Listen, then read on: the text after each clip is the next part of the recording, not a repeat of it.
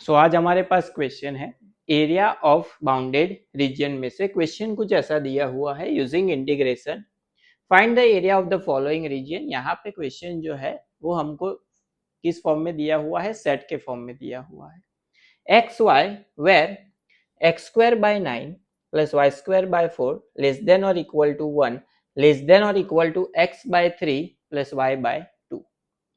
यहाँ पे ये जो पोर्शन है वो इलिप्स का इक्वेशन है एंड ये जो इक्वेशन है वो लाइन का इक्वेशन है। इसके लिए अगर हम ग्राफ प्लॉट करें तो इलिप्स एंड लाइन उन दोनों को कवर करता हुआ जितना एरिया है वो यहाँ पे हमको फाइंड आउट करना है। सबसे पहले तो यहाँ पे दोनों जो इक्वेशन है उसको इंडिविजुअली लिख लेते हैं। सबसे पहले इलिप्स को अगर हम ग्राफ पे प्लॉट करना चाहे तो X square by 9 plus Y square by 4 that is equal to 1। यहाँ पे हमने क्या किया, इन इक्वालिटी को हटा दिया है। अभी यहाँ पे इलिप्स का स्टैंडर्ड इक्वेशन जो है वो हमको पता है, X square by A square plus Y square by B square that is equal to 1। इस वाले इक्वेशन को अगर हम ऐसे फॉर्म में कन्वर्ट करें तो हमको मिलेगा X square by 3 square plus Y square by 2 square that is equal to 1। अभी यहाँ पे हमको अगर ग्राफ प्लॉट करना है तो हमको पता है, हम इस तरह से टेबल प्रिपेयर करते थे ग्राफ प्लॉट करने के लिए। ये हो जाएगा एक्स वाई, एक बार एक्स जीरो, दूसरी बार क्या ले लेते हैं, वाई को जीरो। यहाँ पे इस वाले इक्वेशन में अगर हम एक्स को जीरो ले ले तो y square by 2 square that is equal to 1 मिलेगा। So y square that is equal to 2 square, तो वाई की वैल्यू क्या होगी, प्लस और माइनस 2। उसी तरह से इस वाले इक्वेशन में अगर हम वाई की जगह पे जीरो पुट करें तो X square by 3 square is equal to 1, तो X square that is equal to 3 square, so X that is equal to plus और माइनस 3। तो इसको हम ग्राफ पे प्लॉट कर लेते हैं। तो ये हो जाएगी हमारी एक्स एक्सिस, ये हो जाएगी हमारी वाई एक्सिस। यहाँ पे इलिप्स जो है वो कुछ इस तरह से मिलेगा हमको, जहाँ पे ये जो है वो ओरिजिन होगा, यहाँ पे पॉइंट होगा 3, यहाँ पे पॉइंट होगा -3, यहाँ पे होगा 2 एंड यहाँ पे होगा -2। अभी सेम इसी तरह से लाइन को ग्राफ पे प्लॉट करते हैं। लाइन का जो इक्वेशन है वहां पे भी इनइक्वालिटी को हटा देते हैं। So x by 3 plus Y by 2 that is equal to 1।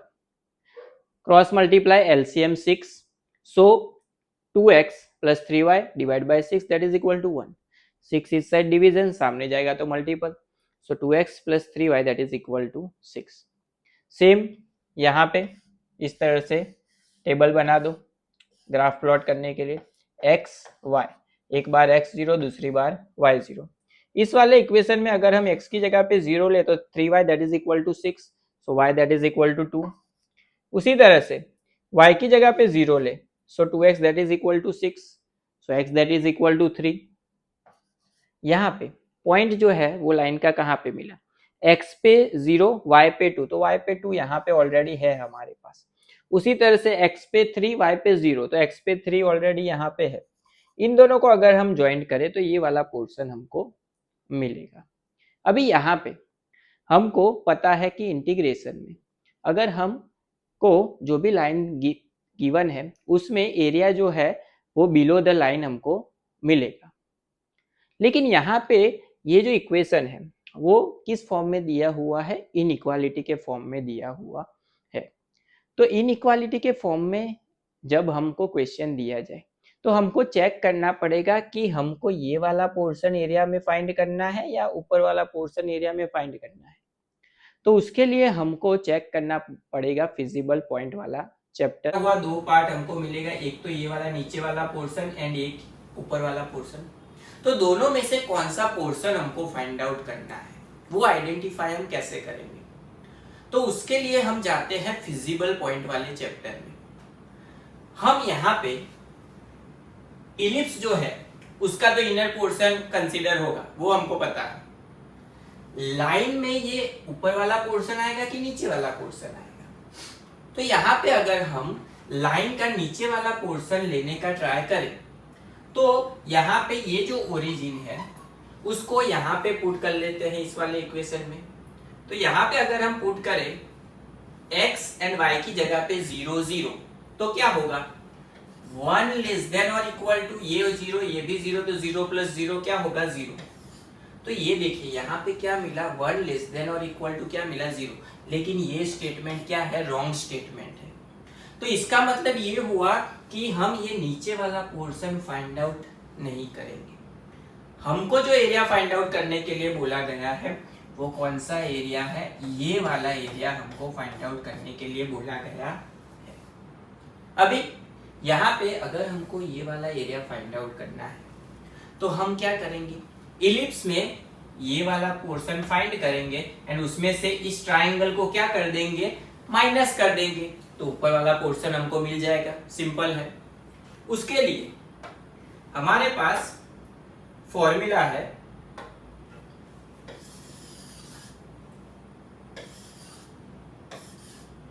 हमारे पास इंटीग्रेशन में फॉर्मूला है area A that is equal to integration x1 to x2 y dx।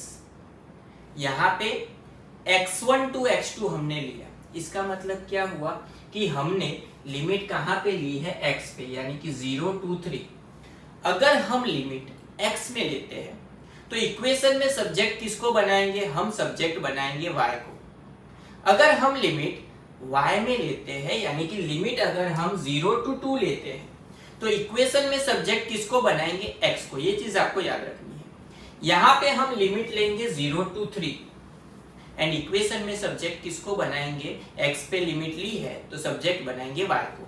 दोनों इक्वेशन में सबसे पहले y को अगर हम सब्जेक्ट बनाएं तो हम क्या लिख सकते हैं, y²/4, ये इस साइड प्लस था, x²/9 सामने गया तो माइनस, 9 एलसीएम में चला जाएगा तो y²/4 that is equal to 9 minus x²/9। 4 इस साइड डिवीजन में, सामने जाएगा तो मल्टीपल में, तो y² that is equal to 4/9 bracket के अंदर 9 माइनस x²। स्क्वायर को यहां से हटाना है तो दोनों साइड क्या लेना पड़ेगा, रूट लेना पड़ेगा। So y that is equal to 4 का क्या होगा, √2, 9 का क्या होगा 3, अंडर रूट में 9 माइनस x²। ये हमने एलिप्स के इक्वेशन में y को सब्जेक्ट बना दिया। उसी तरह से यहाँ पे लाइन के इक्वेशन में y को सब्जेक्ट बनाएंगे। सो 2x इस साइड प्लस, सामने जाएगा तो minus 3y that is equal to 6 minus 2y। 3 इस साइड मल्टीपल में, सामने जाएगा तो डिवीजन में, तो y यहाँ पे हमने सब्जेक्ट बनाया तो मिला 1/3 ब्रैकेट के अंदर 6 माइनस 2x। अभी इंटीग्रेशन में एरिया की फॉर्मूला में लिमिट लेंगे 0 टू 3, इस वाले फंक्शन में से इस वाले फंक्शन को क्या करेंगे, इसके एरिया में से इसके एरिया को माइनस करेंगे तो ये वाला पोर्शन हमको मिल जाएगा। तो यहाँ पे area that is equal to first ellipse का इक्वेशन 2/3, उसमें कांस्टेंट था तो बाहर लिख लिया, इंटीग्रेशन लिमिट 0 टू 3, x पे लिमिट ली है, सब्जेक्ट y को बनाया है, अंडर रूट में 9 minus x² dx minus line का इक्वेशन। लाइन के इक्वेशन में 1/3 जो है वो कांस्टेंट था तो 1/3 बाहर लिख लिया, लिमिट 0 टू 3 ब्रैकेट के अंदर 6 माइनस 2x dx। अभी यहाँ पे इंटीग्रेशन में फॉर्मूला आएगी a² अंडर रूट में a² माइनस x² dx की। वो फॉर्मूला क्या होती है, तो वो फॉर्मूला ऐसी है 2/3 वैसे का वैसा, under root a² minus x², उसकी फॉर्मूला होती है x/2 under root a² minus x², a² की वैल्यू क्या है 9 minus x² plus a²/2, a² क्या था 9/2 साइन इनवर्स x/a, a² की वैल्यू 9 है लेकिन a की वैल्यू क्या हो जाएगी 3 माइनस 1/3, 6 का इंटीग्रेशन क्या होगा 6x माइनस 2 कांस्टेंट, x का होगा x²/2, तो यहाँ पे 2 क्या हो जाएगा कैंसिल। लिमिट कहां से कहां तक है 0 टू 3, तो यहाँ पे लिमिट आ जाएगी 0 टू 3, यहाँ पे भी लिमिट आ जाएगी 0 टू 3। लिमिट अप्लाई कर देते हैं, upper limit minus lower limit, तो यहाँ पे 2/3 वैसे का वैसा ब्रैकेट के अंदर। सबसे पहले अगर हम 3 यहाँ पे पुट करें तो 9 माइनस 3 का स्क्वायर क्या होगा 9, 9 माइनस 9 क्या हो जाएगा 0, तो यहाँ पे हमको क्या मिलेगा 0 plus 9/2 sine inverse x by 3 यानी कि 3 बाय 3 आएगा, x की जगह पे 3 पुट किया, 0 पुट करेंगे तो 0 इंटू समथिंग 0 हो जाएगा, यहाँ पे 0 साइन 0 की वैल्यू 0 होती है तो ये भी 0 हो जाएगा, तो 0 पुट करने की जरूरत नहीं है। -1/3 यहाँ पे x की जगह पे पुट करते हैं 3, तो 6 3 जा क्या हो जाएगा 18, -3 का स्क्वायर क्या होगा 9। अभी 0 पुट करेंगे तो वो तो 0 होगा, सिंप्लीफाई कर लेते हैं इसको। सो 2/3 वैसे का वैसा ब्रैकेट के अंदर 9/2 साइन इनवर्स 3 कैंसल 1, साइन 1 कहाँ पे होता है π/2 पे, सो 9/2 इंटू π/2 -1/3, 18 - 9 क्या हो जाएगा 9, ये कैंसल आउट हो जाएगा 3 से, इसको सिंप्लीफाई करते हैं तो 2 कैंसल 3 3 जा 9, तो यहाँ पे क्या मिला 3π/2 -3। तो ये हो गया हमारा आंसर जो हमको फाइंड आउट करने के लिए बोला गया